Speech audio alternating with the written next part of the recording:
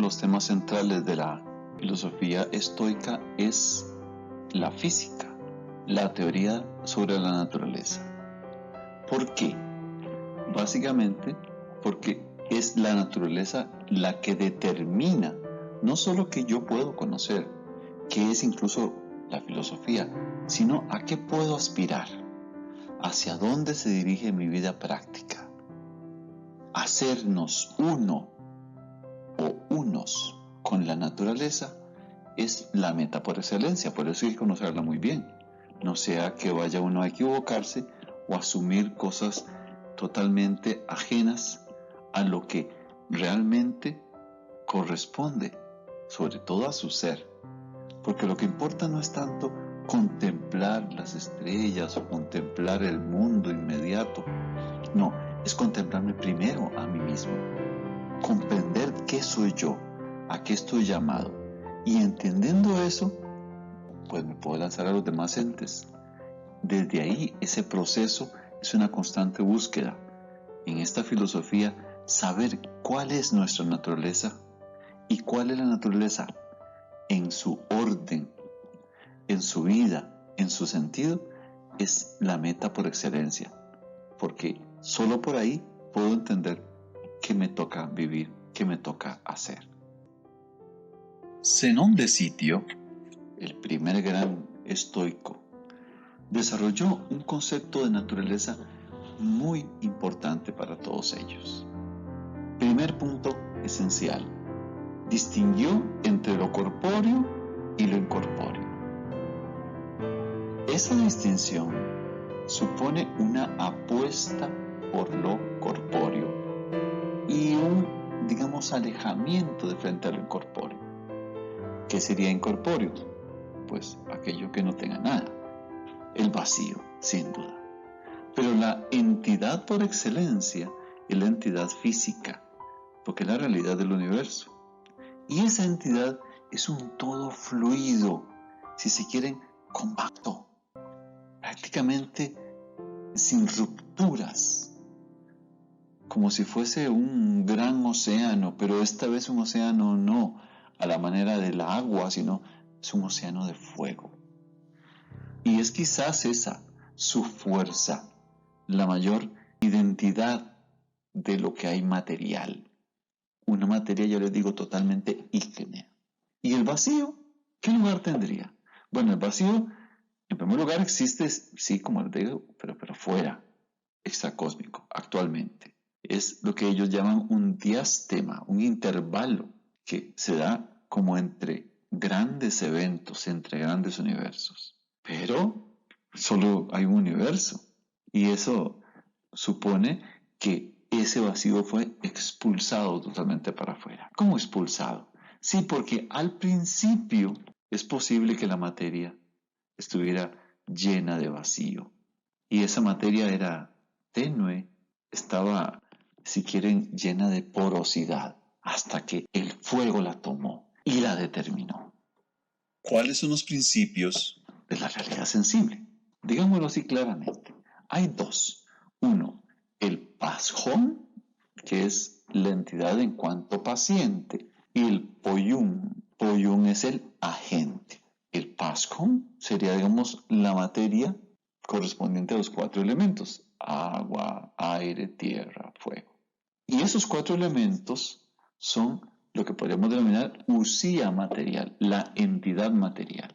A esos 4 elementos los va determinando paulatinamente el agente, el poyum, que es la divinidad. Un fuego, vean que el fuego es muy importante, un fuego que ordena, que también podemos entender como un pneuma.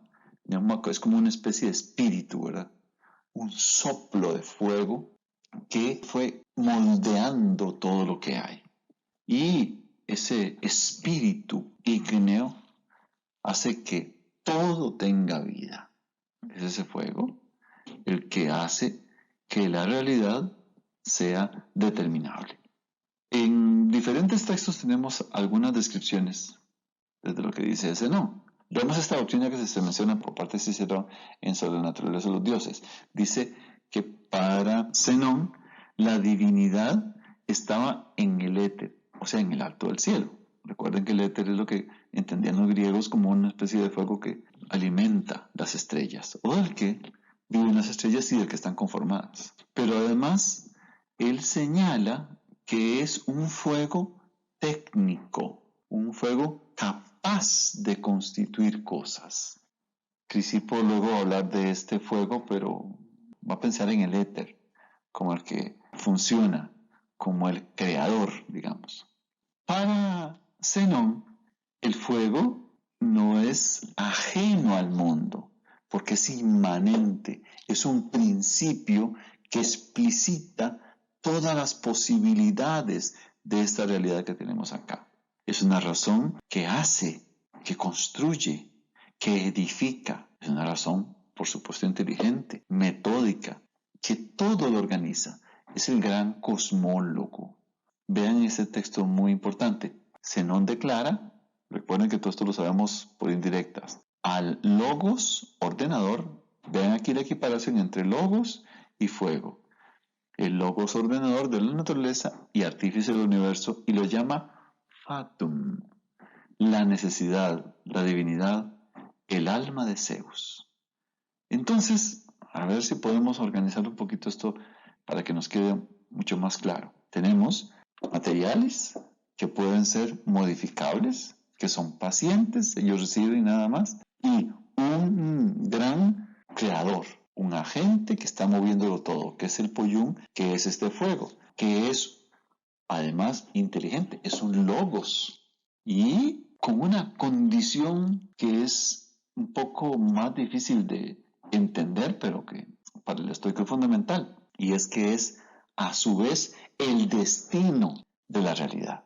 Es aquello que es absolutamente necesario, es, si se quiere, el ordenamiento divino, porque es como el alma del universo la que le da vida a todo, un alma que todo lo traspasa, que es por eso inmanente, que se identifica en la parte alta del cielo, pero en todas y cada una de sus partes está funcionando como el dador de vida. Este fuego cósmico es de carácter biológico, por eso les digo que es dador de vida. Es el universo, un claro ente vivo, animado, porque es como el alma del universo. Algo así pensaba Platón, solo que en Platón esa alma del universo tenía por encima de ella otros seres divinos. Aquí no, este es el ser máximo. Este fuego, y esto es muy importante, crece, conserva el universo y de pronto parece pasar como por etapas. Siempre renovador, es como un aliento de vida. Y vean qué curioso como lo utiliza Zenón. Dice que es un esperma renovador y conservador. Esperma tiene que ver con un cierto líquido, tiene que ver con una simiente que está sembrada en el universo. Es una simiente de fuego. Vamos a ver este texto para darle un refuerzo. El primer fuego es como un semen que contiene en sí las razones de todas las cosas y la causa de las cosas generadas, de las que se generan y de las que se generarán. ¿Y esto qué quiere decir?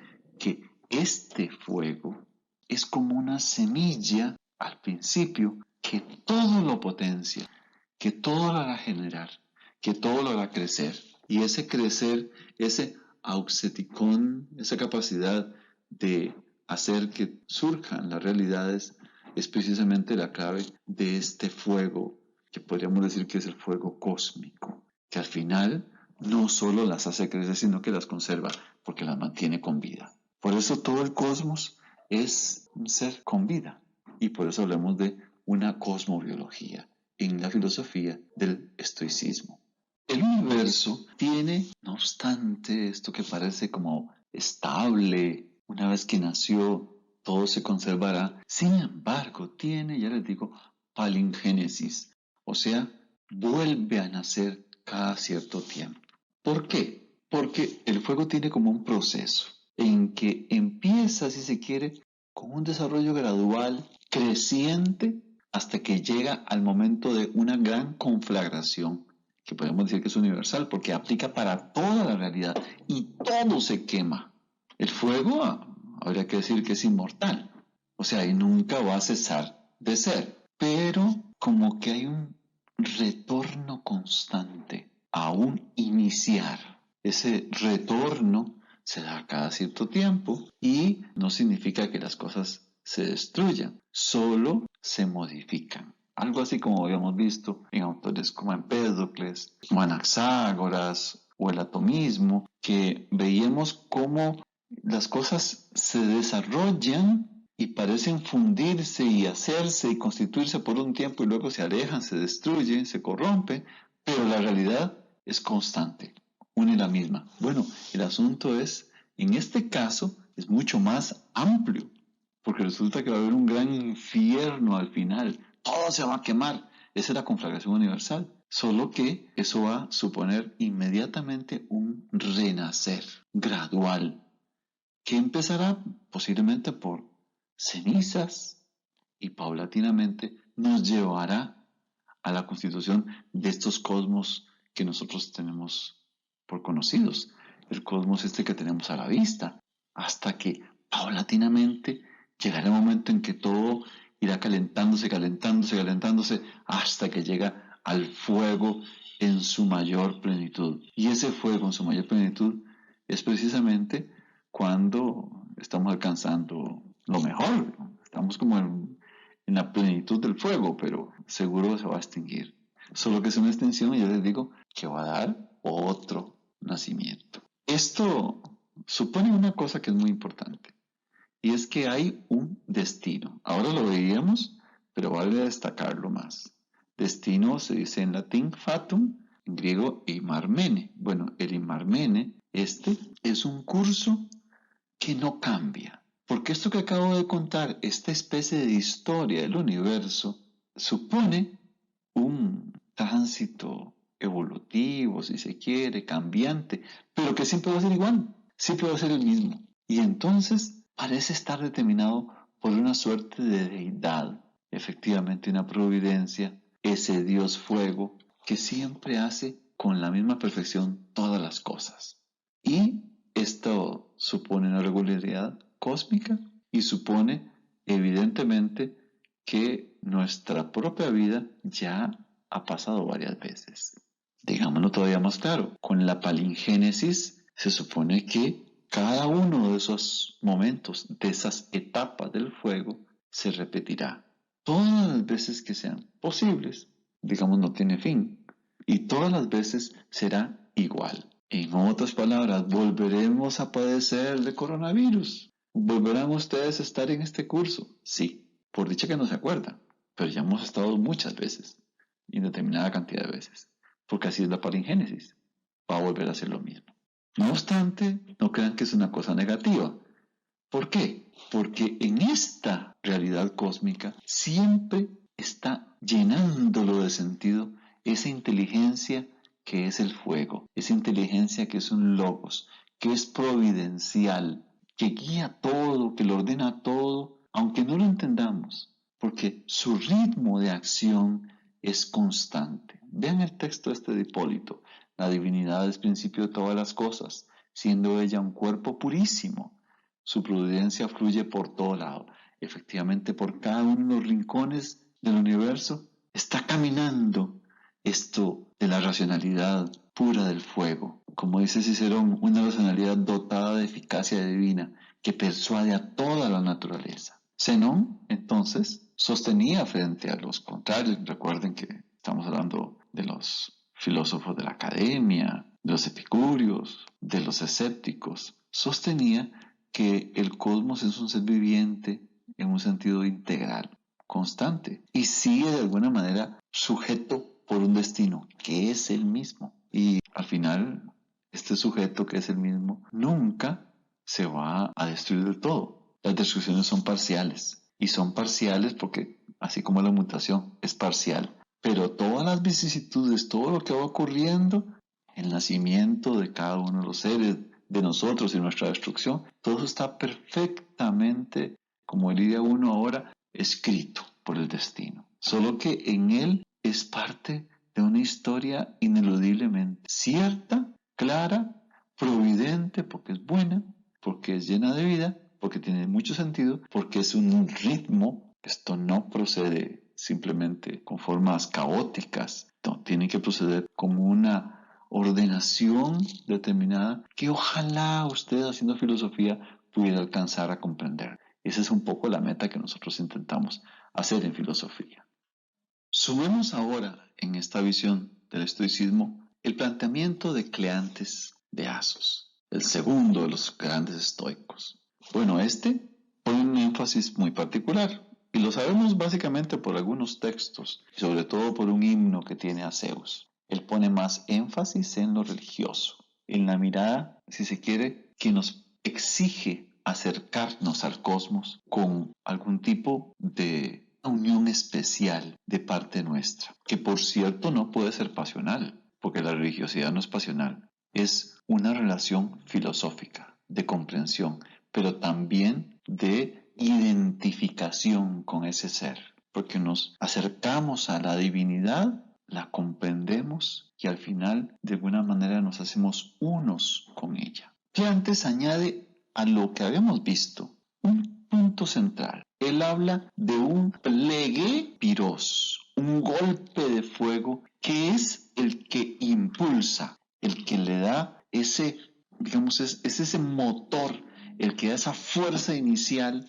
a que las cosas se den. Es una especie de tonos físicos, como si fuera un plectro. Plectro sería como una púa que golpeando la cuerda hace que suene. Es como si el universo fuera un instrumento musical y es gracias a esa púa, a ese plectro que alcanzamos nuestras armonías. Entonces, fíjense cómo Cleantes recoge elementos del pitagorismo. Nosotros buscamos ser armónicos y además entendemos la naturaleza como toda armónica. Y es una armonía de fuego, ¿por qué? Porque resulta que es esa energía, ese golpe, el que va a hacer que todo suene, que toda esa tensión que hemos visto, que es muy similar a la heraclitia, esa tensión de pronto tenga un horizonte, un sentido, porque está ese plectro haciendo de púa para que todo suene, todo se llene, digamos, de fuerza, de vida. Y cosa fundamental, esa púa es el hegemonicón. Recuerdan que hablábamos de hegemonicón, es como el alma que piensa, bueno, que el alma que manda. Es un alma inteligente, sensible, que se centra, para comprenderlo, en un ente, y es el sol. El sol exactamente es ese plectro. Entonces, digámoslo de esta manera, como está planteado por Clemente Nostrómata. Dice, plectro antagónico es el sol, porque en el oriente, cuando hacia nosotros dirige sus rayos, como que impulsa el universo, lo conduce por una senda de armonía. ¿Ven? Entonces, la idea es precisamente que yo tengo una especie de gran lira que es el universo. Y en esa gran lira, el que toca la lira, el que la mueve, el que la hace sonar y la armoniza, es precisamente ese hegemonicón que es el sol, el gran plectro, la gran púa del universo. El tensor también físico. Recuerden, esto es fundamental. Usted alcanza una nota cuando sabe pulsar en el lugar adecuado. Y en esa tensión y en ese pulso alcanza una acogida de las diferencias. De pronto las diferencias desaparecen porque todo se unifica. Ese es un poco el aporte que nos señala Cleantes a propósito de este plectro. Este plectro, que sin duda es el sol, este fuego, la púa esta que toca todo, que está haciendo resonar la armonía del universo, tiene forma de cono. Es que el fuego es como un cono. ¿Ves? Recuerden la idea esa del cono o de la púa esa que está tocando. Los astros, de hecho, para él no son esféricos, son como conos. ¿Por qué? Porque recuerden, están literalmente sonando con puitas. Como si estuvieras tocando una lira y todas en la lira uno pues puede poner como si fuera una uña, solo que es más bien como una puntita.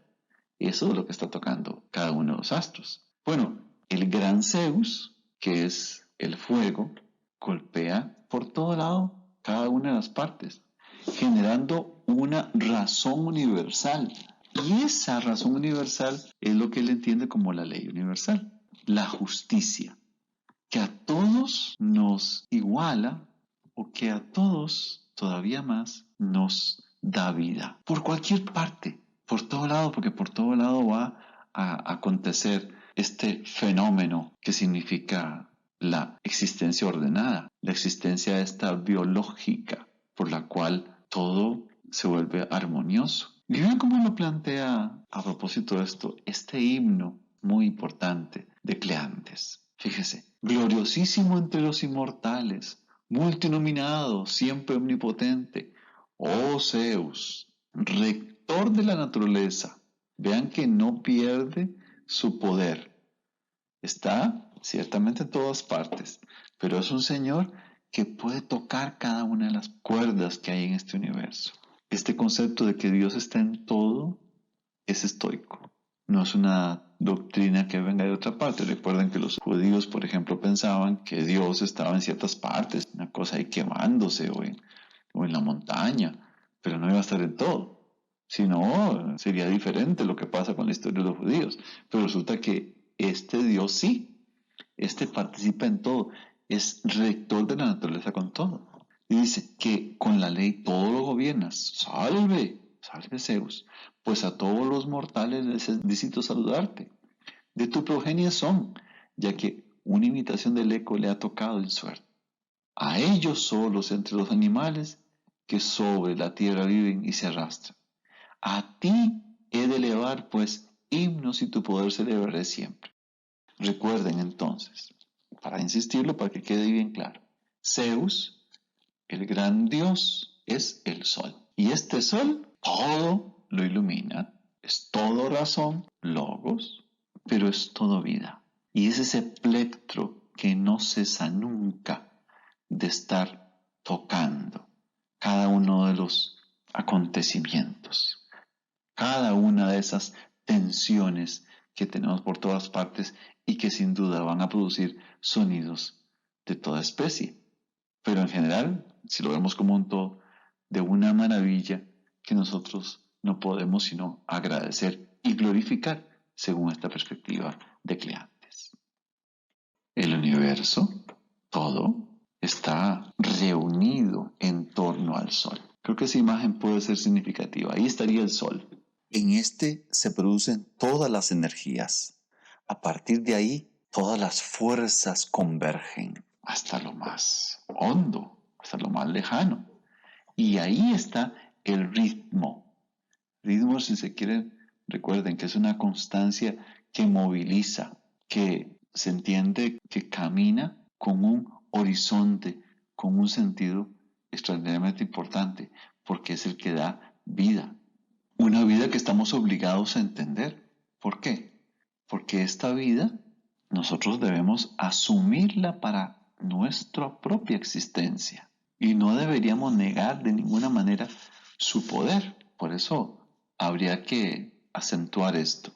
La voluntad de Dios ha de ser mi voluntad y la voluntad mía ha de ser vivir en plenitud eso que el Dios me manda.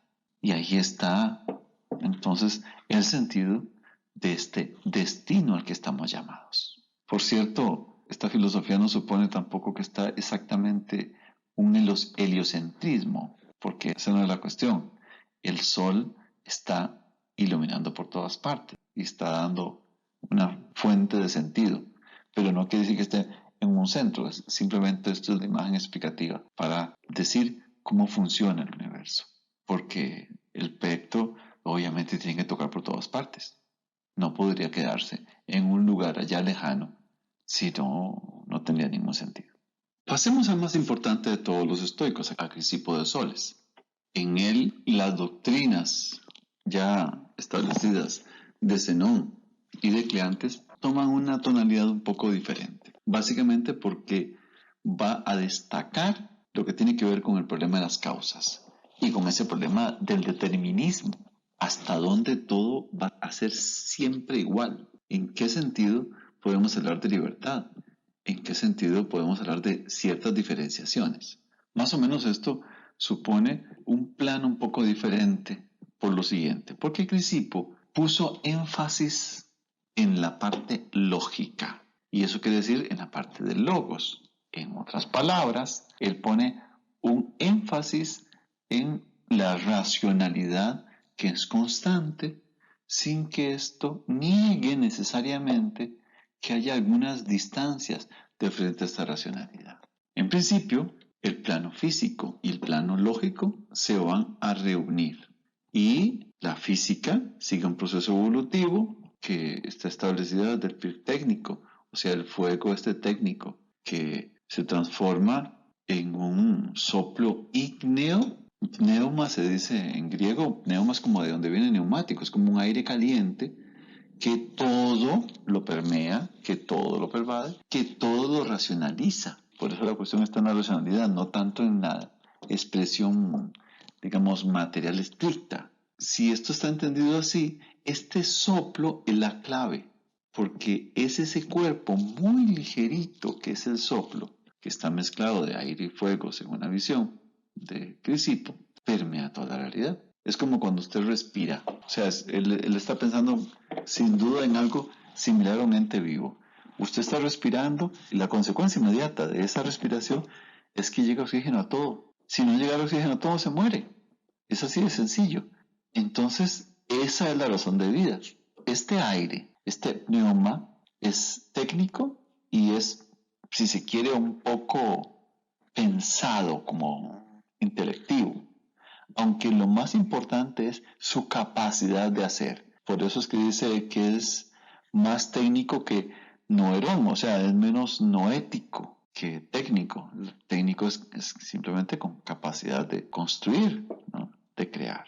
Y el universo, que está regido por este elemento de un aire ígneo, es un sistema orgánico, ordenado perfectamente por todo sitio. Y ahí es donde viene lo que les decía al principio. Ese ordenamiento supone que hay causas primarias, fundamentales, que son las que yo debería ser capaz de entender. Pero hay otras causas que son un poco más atenuadas. Y entonces uno ve como que hay diferenciaciones, aunque todo venga impulsado por la misma fuerza, hay ciertas fuerzas que resultan un poco menores, un poco más desordenadas. Y esa es una clave para entender nuestras extrañezas, digamos, en el universo. Aunque todo de fondo esté regido bajo un solo sistema orgánico. Es todo un ente vivo que lo tiene todo perfectamente organizado. Voy a pensar a la manera en que yo diría respecto de mi cuerpo. Yo muchas veces no me doy cuenta de las partes que tiene mi cuerpo. Yo respiro constantemente, tengo vida en todas las partes, pero muchas veces menospreciamos algunas partes, ¿no es cierto? No se nos ocurre pensar que ciertas zonas de nuestro cuerpo son como muy importantes, aunque no las veamos. Los dedos de los pies, aquel último rescollo que yo no veo nunca. Y sin embargo, vean que a usted le falta, inmediatamente no solo se da cuenta, sino que lo extraña profundamente. Le falta a usted un pedacito de un diente y ya sabe que eso va a ser sufrimiento. Bueno, precisamente ¿por qué? Porque todas y cada una de las partes están de alguna manera contenidas en una racionalidad cósmica. Y esta racionalidad es la que yo debería ser capaz de entender respecto de todo lo que acontece en el universo. Crisipo, a propósito de este tema, de cómo se organiza todo, entonces pensó, como Aristóteles habría pensado que la filosofía es asunto de causas, pues que hay que entender primero las causas. ¿Cuáles son las causas más importantes? ¿Cuáles son las causas supletorias o las causas que son menos significativas? ¿Y hasta dónde esta racionalidad que esperábamos nosotros del universo se puede aplicar siempre? Bien, entonces veamos estas distinciones. Entonces tenemos causas propias o las que son verdaderas, que son, digamos, ¿cómo podemos decir? Naturales, synecticae, que están conforme con lo esencial. Estas causas son perfectas, autoteleis. Eso es lo que quiere decir. Y esta se distingue de la causa que llamamos incoativa. Esa es la que está preparando lo que se va a producir. como decir una causa potencial, como diría Aristóteles. Por eso se llama procatarecticae, o sea, está predisponiendo a que se desarrolle una determinada cosa. Ahora, cuando las causas son incoativas, o sea, ahí se está incoando lo que va a producirse. ¿Se va a producir? No necesariamente. Es una posibilidad, nada más. En cambio, las verdaderas y propias, eso seguro que se va a dar, no genera ninguna duda. Entonces, esta distinción que es importante. Por otra parte está la otra distinción. La causa que es coadyuvante. Es una causa que podemos denominar auxiliar, que está a la par, sinergoi. Y esa causa que está a la par, recuerden que puede ser algo que está ahí necesariamente, porque si ella no está, no funcionaría, aunque no sea la primaria, no sea la fundamental. Y después hay una cosa que se llama concausa. La concausa es obviamente una causa que da junto con otras. ¿Qué diferencia hay entre la coadyuvante y la concausa? Que la coadyuvante, digamos, tiene un poco mayor de primacía frente a la concausa. Aunque la principal diferencia está en que la causa auxiliar siempre está unida o es dependiente de la causa sinéctica, o sea, la causa necesaria, mientras que la concausa podría estar separada, podría considerarse que se une sin necesidad total. Y después, la causa fundamental o la que no puede no estar se llama uk aneu, es la absolutamente esencial, es casi igual que la causa verdadera, porque sin eso no está. Como decir, por ejemplo, de que si no llueve, no hay agua. Si yo puedo suponer, por ejemplo, que puedo sacar agua de un pozo, pero normalmente el pozo, las aguas que le llegan ahí es porque han llovido en algún momento. Si no llueve del todo, pues entonces, claro, si no es exactamente que tenga agua porque tengo lluvia, pero hombre, es muy importante. Y sin eso no camina la cosa. Entonces esa es una condición, como se dice en latín, sine qua non, sin la cual no es posible que se produzcan las cosas. Pero lo importante, a propósito de esto, en el universo habían muchos tipos de causas. Algunas causas que son así, verdaderas, otras que son incoativas, otras que son paralelas, que están ahí cerca, que ayudan, unas que son muy próximas y otras que son un poquito más lejanas. A veces uno dice, mira, esto aconteció por pura casualidad. Me pegué a la lotería y sí, claro, si yo no hubiera vendido a ese señor a comprarle ese numerito, mira, eso es de casualidad. Y a veces podemos decir que son causas también, los acasos, son causas que son importantes. Lo que pasa es que son más difíciles de leer. Y tenemos una causa especial que se llama eimarmene. La eimarmene es una causa que podríamos denominar necesaria, es el destino. ¿Y qué sería el destino? De aquello que nos determina la naturaleza. Y tal vez valga la pena introducir una imagen para hablar de esto. Y es un cilindro, eso lo utilizaba de manera especial Crisipo, un cilindro que va cayendo en una colina. Y nosotros vamos cayendo con ese cilindro. Les explico muy rápidamente. Si usted va metido ahí adentro, seguro que va a dar vueltas. Usted viene cayendo de una colina. La caída es la eimarmene. Usted necesariamente va a ir dando vueltas. Pero en esa eimarmene tenemos unas ciertas variables. Porque usted puede sacar la cabeza, aunque esté dando vueltas, y darse más o menos cuenta de qué puede ocurrir. Por ejemplo, si voy directo hacia un pico, lo mejor es capearse. ¿Cómo hace usted para capearse si va dando vueltas? Mira, algo golpea a uno. Trata de darle vueltecita un poquito al cilindro. ¿Usted puede devolverse? No, pero sí desviarlo. Y eso entonces supone ciertas causalidades distintas. Y ese es el asunto de la causalidad. Cómo uno puede ir jugando con variables. Y gracias a ese juego con variables puedo ir facilitando mi vida un poquito. Aunque esto no me lo va a quitar nada encima. Permítame hacer una ejemplificación que puede ser aclaradora. Imagínense que yo esté enfermo, que yo sé que tengo una enfermedad grave y que me va a morir, que me quedan 3 meses de vida. Si eso es así, yo podría decir, mira, me voy a salir de esta vida y meterme en otra. Y quizás no se puede, ¿verdad que no? Y entonces, como no se puede, entonces, ¿qué es lo que hace uno? Si usted empieza a querer devolverse en la cuesta, que esos últimos 3 meses haga lo imposible por negar que usted está enfermo y que solo le quedan 3 meses, entonces usted posiblemente desperdicia los 3 meses que le quedaron. Entonces en este momento hay que empezar a capearse las cosas que quedan y resolver todos mis problemas. Si no entiendo eso, no entiendo lo que significa vivir con causas complejas. ¿Por qué? Porque hay muchas causas que me van a determinar. Hay una verdadera, pero hay otras que son con causas. Usted a lo mejor se puede morir en 3 meses, pero a lo mejor puede pasar los últimos 3 meses lo peor de la vida, llore y llore y llore, sufriendo o empastillado negativamente, no disfrutando los últimos días que le quedan. Entonces el punto es que de alguna manera la Imarmene sí es muy determinante, el destino es determinante, pero no tanto como para decir que todas y cada una de las cosas que podemos hacer ya están negadas. Eso no es cierto. Habría que dar algunas vueltas sobre el tema, pero esta es un poco la clave del problema de las causas. Es un tema que deberíamos de pensar. Recuerden entonces, estas distinciones son importantes, son determinantes, pero no como para que haya una determinación absoluta.